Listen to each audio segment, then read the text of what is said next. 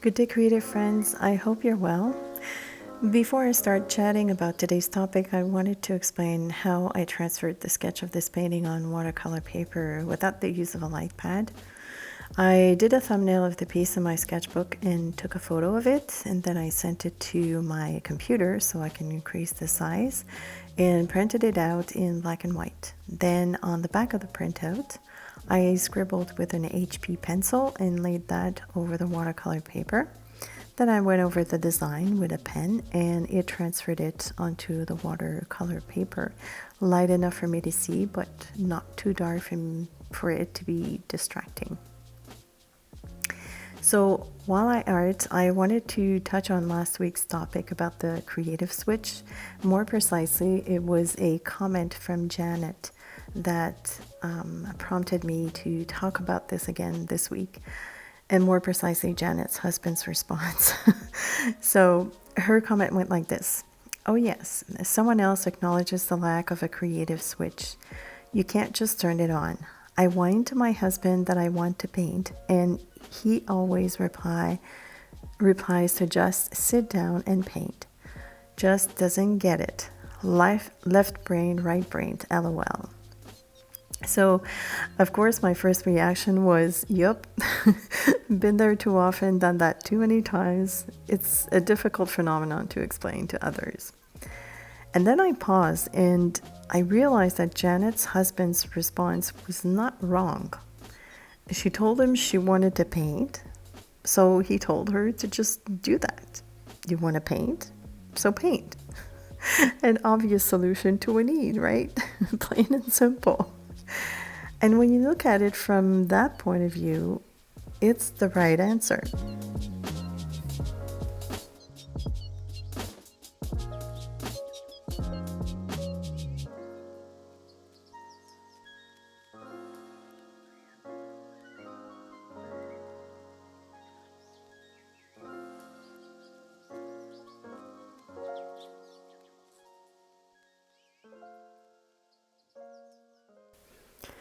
So why is it so difficult then? Why do we freeze? There's nothing preventing us from painting or drawing because unless we're physically challenged, we have the ability to pick up a brush. It's an action. It's a fix for the need that we have to paint. So what is the problem then? What is the real cause? Why sometimes do we find it hard to do?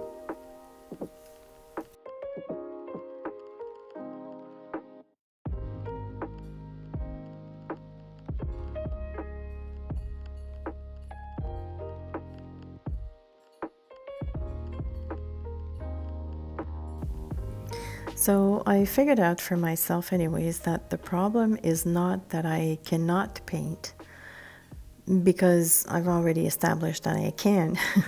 I'm physically able to. The problem is that I'm afraid that I can't paint the way I want to and yield the results that I expect.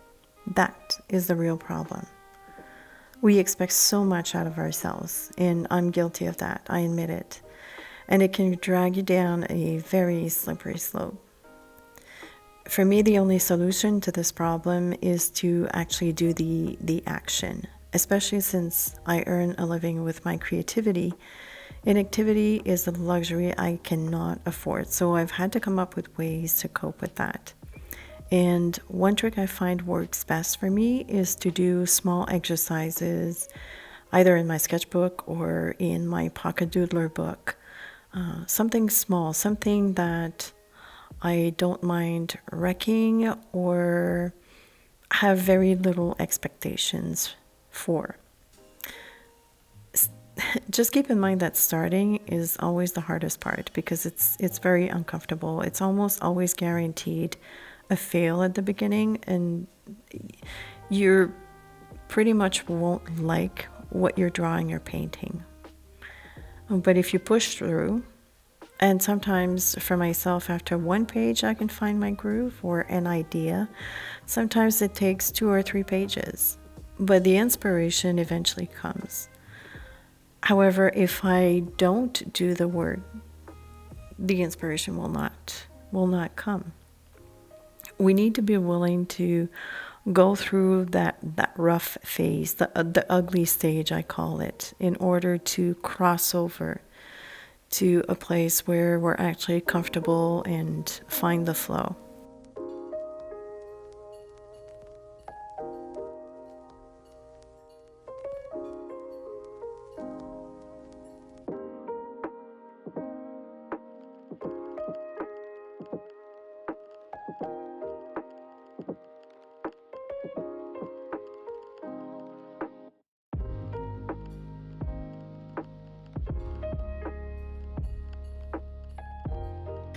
So up until now, we've been talking about that creative switch that I spoke about last week. And the fix that I just mentioned generally works for me when I come back from a period where I haven't been too creative, which was the case that I described last week.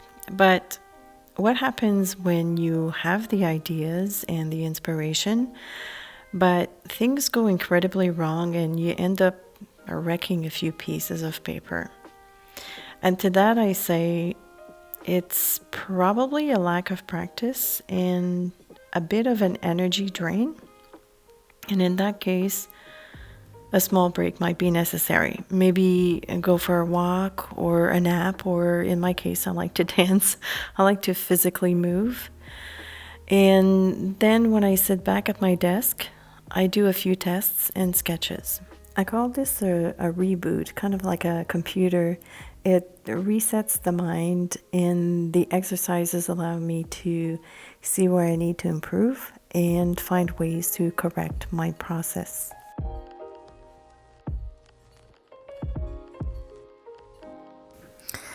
All right, so now that we've exhausted that topic, we're gonna talk art now. So going back to this painting, as you can see, I finished inking everything, and I also used a gold gel pen to trace around the circle in the diamond shape. The circle's a bit misshapen because when I transferred it, I must have moved the paper, but that's okay, I'll fix it later. This is the Pocket Brush Pen by Pentel. It's I've spoken about this brush pen a few times. It's a beast that you need to tame because it's very fragile. It's a brush with nylon. It's made of nylon, so it's not a hard tip. It's actually separate nylon hairs, and so it acts very much like a brush, and it has cartridges of India ink that you can replace. So I love it because the ink is very dark and also water resistant, so you can watercolor over that. And I use it to add some weight to some of the lines. So this is my thought process for this part. I have a light source. I'm imagining a light source coming from the top left, and for some reason my light source always comes from top left. And the top of those leaves are going to be lighter, so I'm adding some weight to the underside of the leaves, if that makes sense, and also some in the middle veins. I made the stems of the leaves a bit too thick for my taste, but once you start getting crooked, the only way to redress that is to make the line thicker. So I work with what I had, and that's that. But once you get used to that pen, it's quite rewarding because it adds such a contrast, and the ink flows really well out of that pen. I've never had one that clogs up on me.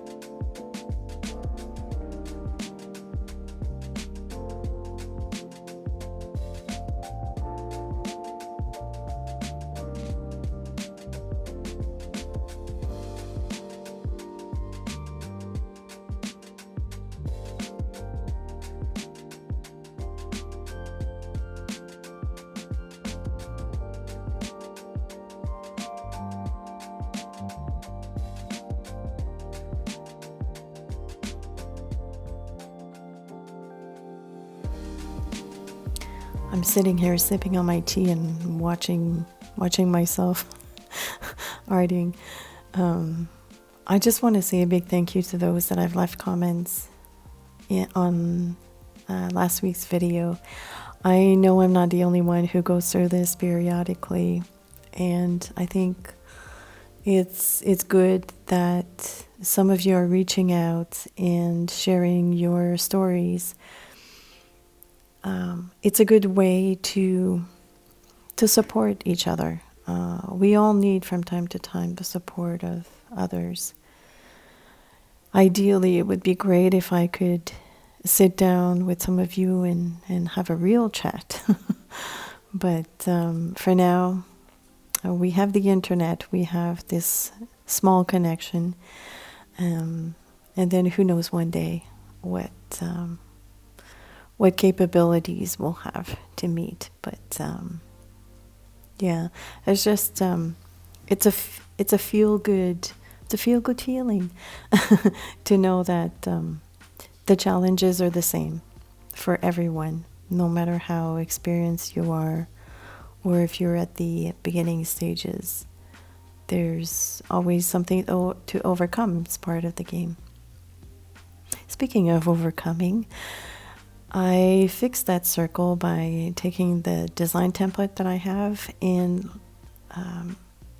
putting it over top that circle that I had traced. And what I'm going to do is I'm going to have to make the circle line thicker to balance everything out. But it will work. It's just going to have a thicker outline. The circle template, I sometimes have a few questions about it, and I always list the supplies in the description of my videos. And also I started doing the pinned comments, so that's easier to see. But the template I got at, I believe, my office supply store. We have Staples here in Canada. You can probably get it too at the fine arts store like Dick Blick and Jerry's Artorama, even I'm sure Hobby Lobby, Joann's, they might have that. So for painting, there's only two colors that I used. I used green gold and Van Dyke green, and I wanted something somewhat patchy.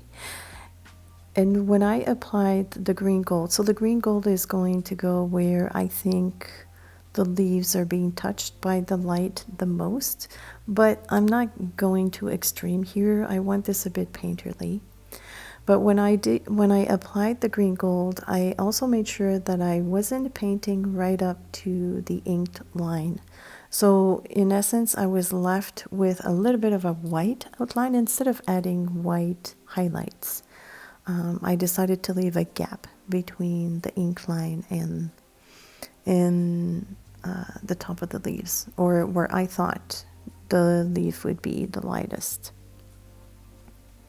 And so sometimes I drop the darker green first, sometimes the green gold.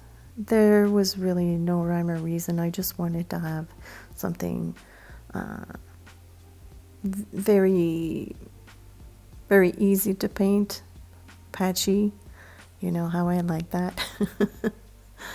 And I think the result is really, it's unique. I like the contrast of having those clean lines and a painterly look with the colors. Contrasts have always been fascinated me, so it's not unusual that I also look for it in my different processes. So painting is painterly loose maybe, and the lines are very crisp, and I like that.